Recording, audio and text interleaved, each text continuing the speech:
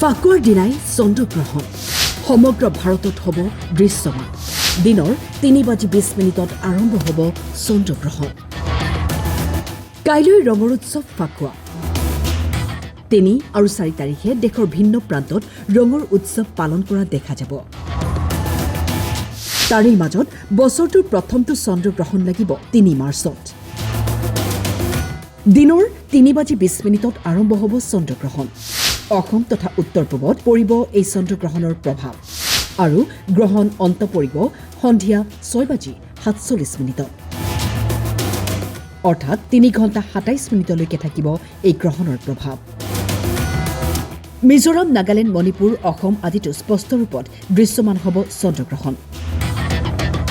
কেইবাটাও ৰাশিৰ জাতক জাতিকাৰ ওপৰত এই গ্ৰহণৰ প্ৰভাৱ পৰিব বুলি জানিব পৰা গৈছে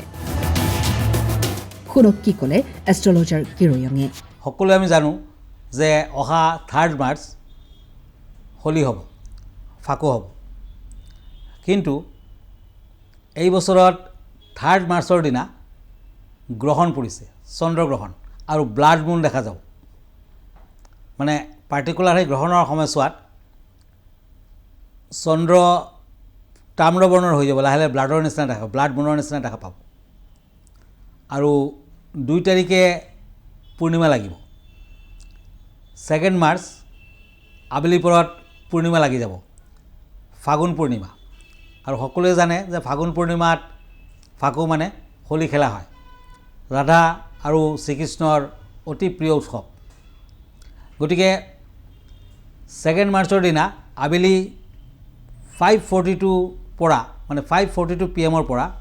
কণ্টিনিউৱাছলি নেক্সট ডে মানে 3 তাৰিখলৈ 4:45 PM লৈ এই পূৰ্ণিমা চলি থাকিব কিন্তু নেক্সট ডে পূৰ্ণিমা চলি থাকিলেনো কি হ'ব আপুনি হোলী খেলিব নোৱাৰিব ইয়াৰ কাৰণটো হ'ল সেইদিনাখন গ্ৰহণ চন্দ্ৰগ্ৰহণ আৰু পূৰ্ণগ্ৰাস চন্দ্ৰগ্ৰহণ আৰু আমি সকলোৱে জানো যে গ্ৰহণ যদিও বিয়লি 3:19 পৰা ষ্টাৰ্ট হ'ব তাৰমানে 3:19 PM to 6:47 PM এইখিনি সময় থাকিব কিন্তু এই সময়খিনি হোলীও আছে আকৌ গ্ৰহণো আছে গতিকে হোলী খেলিব নোৱাৰিব কাৰণ গ্ৰহণতটো কোনো ধৰণৰ শুভ কৰ্ম নহয় আৰু গ্ৰহণৰ প্ৰায় 9 ঘণ্টা আগৰ পৰা ইয়াৰ সূতক কালৰ আৰম্ভণি হৈ যাব তাৰমানে অশুভ কাল পাৰ্টিকুলাৰ ছেইম ডে 3 মাৰ্চ পুৱা 6:20 পৰা সূতক কালৰ আৰম্ভণি হ'ব গতিকে টোটেল ডেটো একেবাৰে সন্ধিয়ালৈ যেতিয়া গ্ৰহণ আৰু ইয়াৰ সূতক কাল আছে আপুনি হোলী খেলিব নোৱাৰিব গতিকে নেক্সট ডে 4 তাৰিখে কিন্তু আপুনি হোলী খেলিব পাৰে